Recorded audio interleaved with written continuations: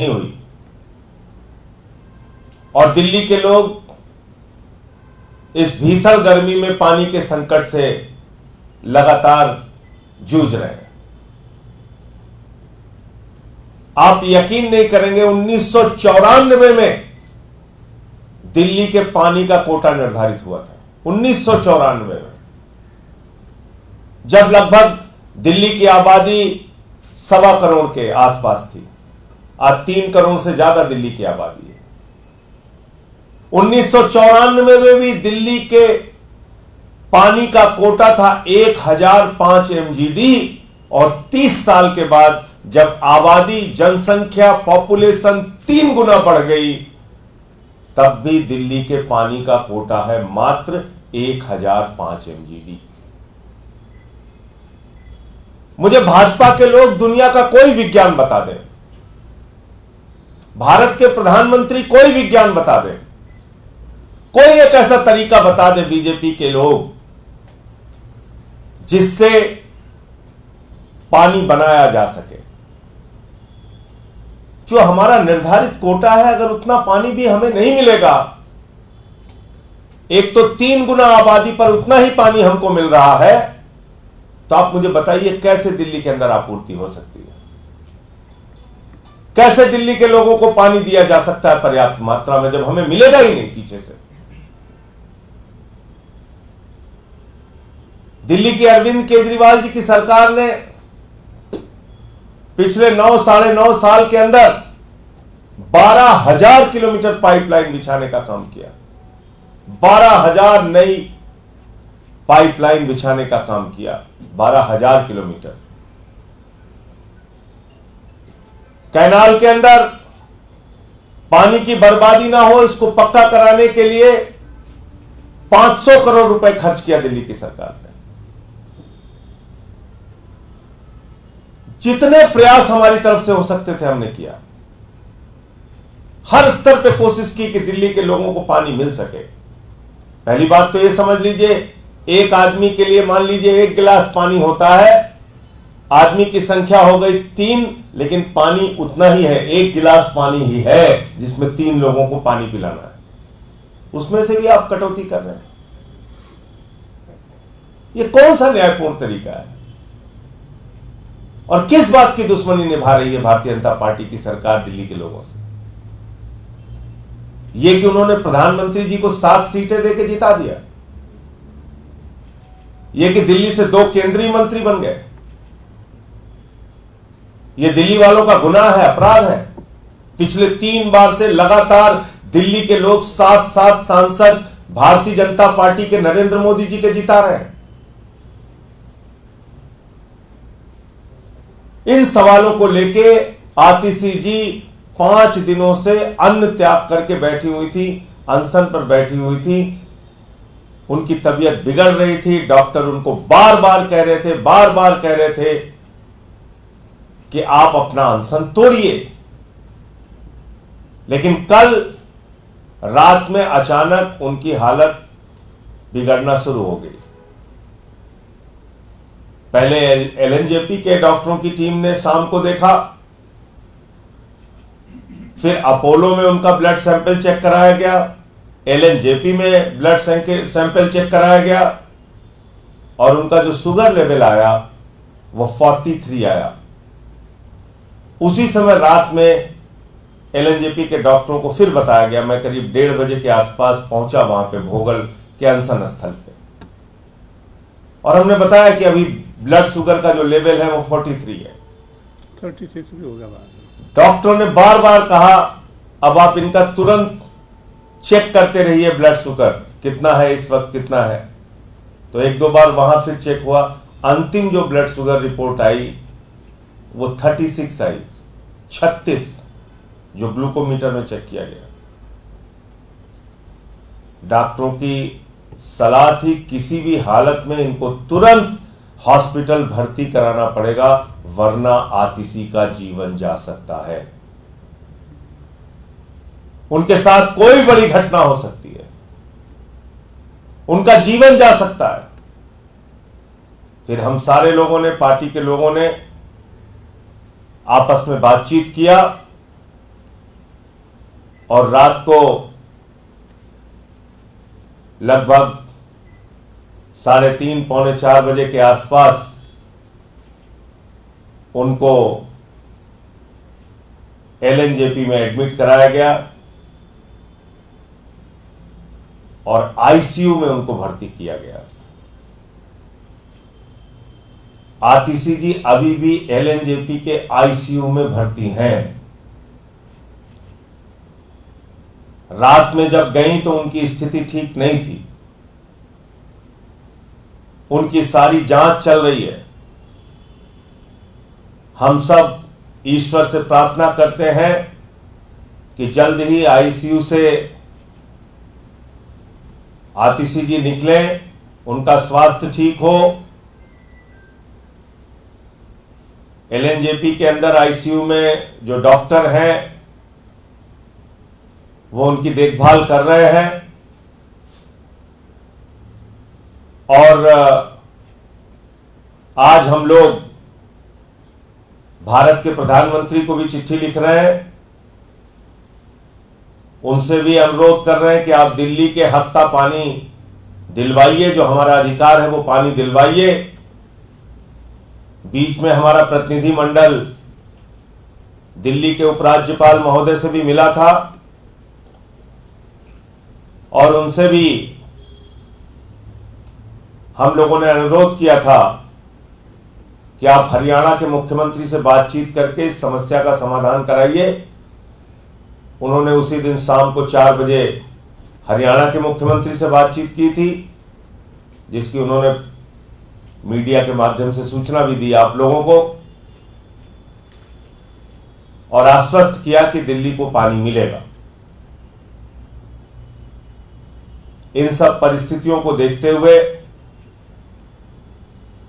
अब इस लड़ाई का जो अनशन की लड़ाई थी, जो अनिश्चितकालीन अनशन की लड़ाई थी, उसको विराम दिया जा रहा है। लेकिन सारी विपक्षी पार्टियों को लामबंद करके संसद के अंदर पानी की आवाज को बुलंद करने का काम हम लोग करेंगे। दिल्ली में पानी की उपलब्धता हो, ये प्रयास हम लोग करेंगे। मौसम भी ठीक हुआ है, थोड़ा बहुत बारिश भी हुई है पिछले दिनों में, तो मुझे उम्मीद है कि पिछले 2 दिनों से थोड़ा थोड़ा पानी की मात्रा तो बढ़ी है। जो 100 एमजीडी कम था वो लगभग 90 एमजीडी पानी कम हुआ है, 10 एमजीडी पानी बढ़ा है। तो ये धीरे धीरे जो पानी की मात्रा है वो भी बढ़ेगी और स्थितियां बेहतर होंगी, ऐसी उम्मीद है। और मैं इस संबंध में प्रधानमंत्री जी को भी चिट्ठी लिख रहा हूं। मैं अनुरोध करूंगा हमारे सांसद एनडी गुप्ता जी से कि वो भी अपनी बात आपके सामने रखें।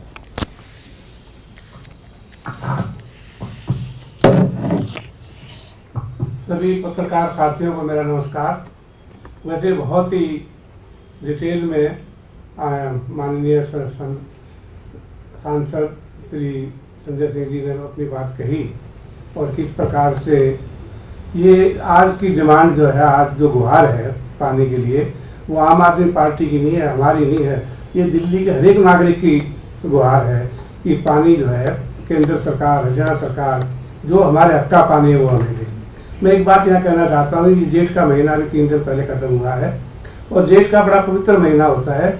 इसी में भी गंगा जी का भी अवतरित हुई थी, गंगा जी भी, और वो ये लेके हुई थी पानी की जो है किसी प्रकार की समस्या न हो।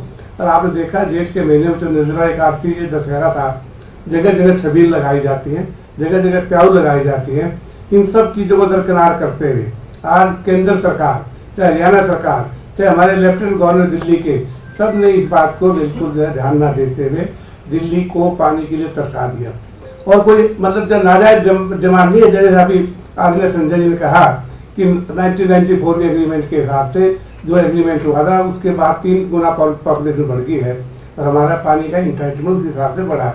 और ये बात जब हमारा दल मिला था अभी सब जो है आदरणीय लेफ्टिनेंट गवर्नर जी को, उनके संज्ञान में लाई गई ये बात कि आप इसको भी ध्यान रखते हुए, और नहीं तो इमीडिएटली पानी जो है, चाहे एक और इसमें कहने की बात है, हिमाचल प्रदेश भी पानी देने के लिए तैयार है, पंजाब से भी पानी ले सकता है, लेकिन पानी तो हरियाणा के माध्यम से आएगा, वो पानी में रोक लिया जाता है। कितना बड़ा अन्याय है आज दिल्ली वासियों के साथ।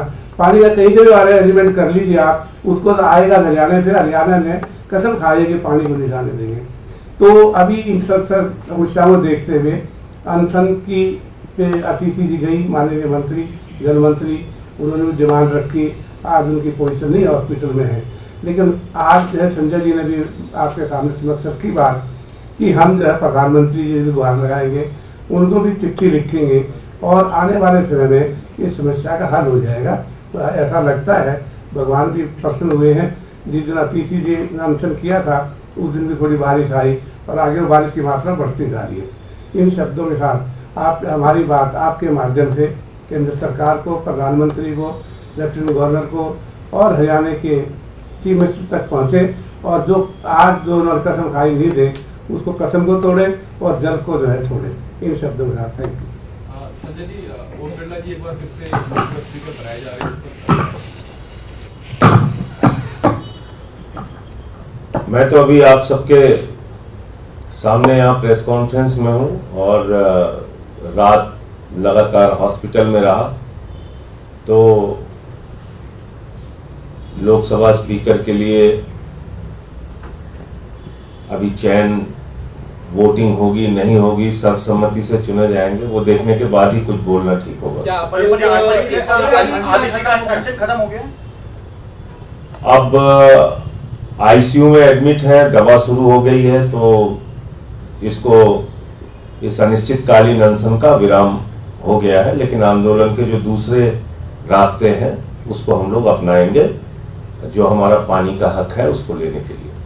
स्पीकर वाले पद पे उन्होंने संपर्क किया है विपक्ष से, और दूसरा ये भी है कि क्या आप लोग स्पीकर, विपक्ष जो है वो स्पीकर पद के लिए उम्मीदवार को खड़ा करेगा?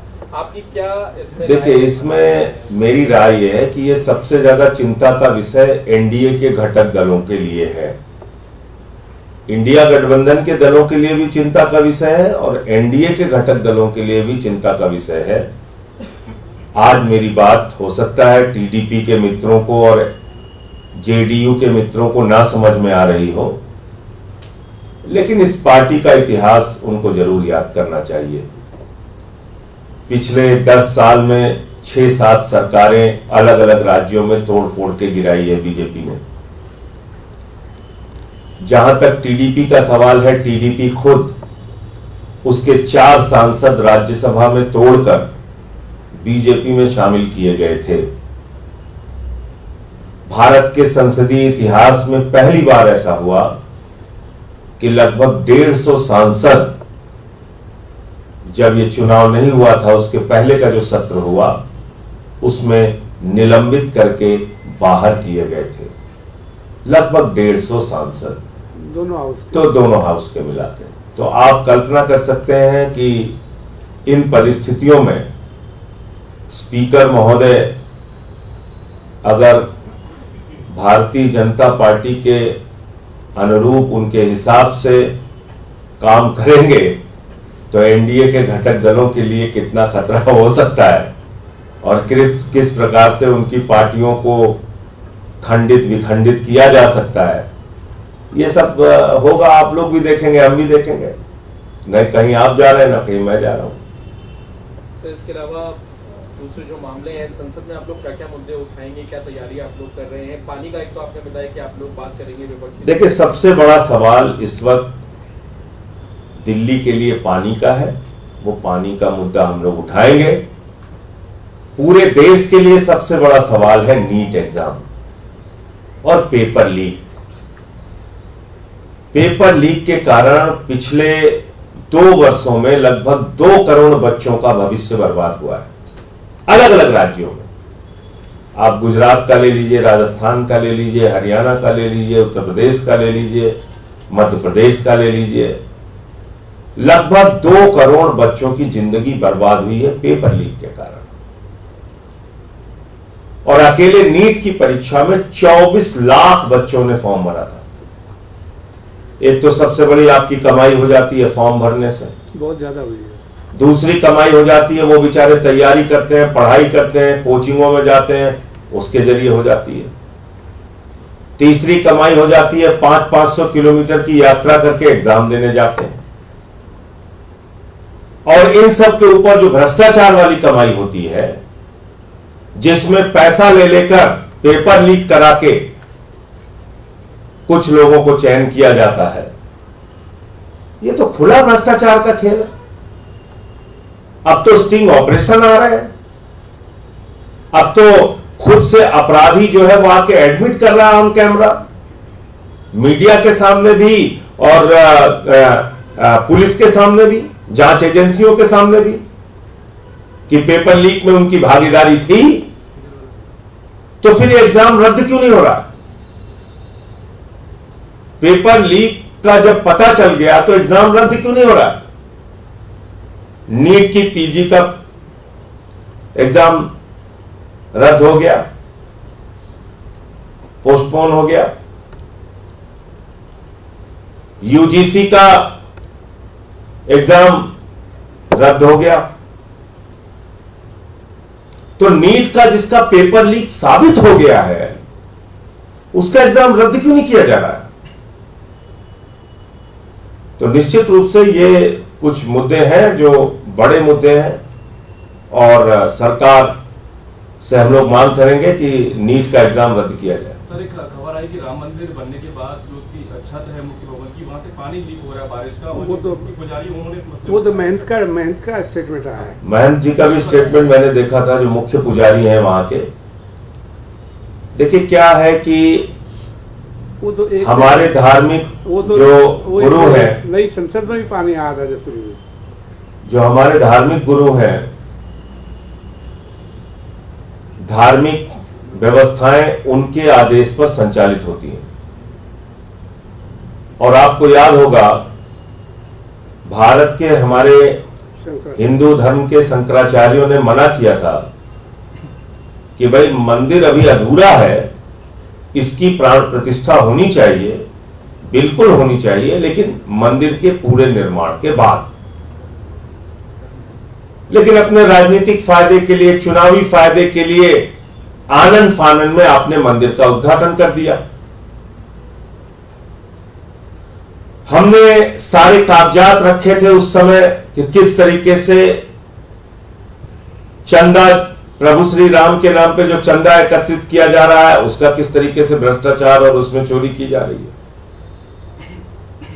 तो जब आप भगवान को भी नहीं छोड़ेंगे तो भगवान आपको कैसे माफ करेंगे?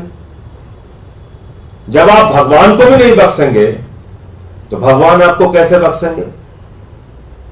मैं तो बार बार कहता हूं ना, प्रभु श्री राम पथ गमन मार्ग हमारे यूपी में बना हुआ है। अयोध्या, कुशभवनपुर, सुल्तानपुर, प्रतापगढ़, कौशाम्बी, प्रयागराज, चित्रकूट, जिन जिन इलाकों से प्रभु श्री राम होकर गुजरे, उन सारी जगहों में बीजेपी हार गई, अयोध्या हार गई। तो आप ये समझिए, प्रभु श्री राम अब नाराज है बीजेपी से। पता नहीं उन लोगों को क्यों नहीं समझ में आ रहा है, इतना अहंकार अच्छा नहीं है। और गाना बजाते हैं आप लोग, जो राम को लाए हैं हम उनको लाएंगे। अरे आप राम को थोड़ी ला सकते हैं भाई। भगवान श्री राम को इंसान नहीं ला सकता,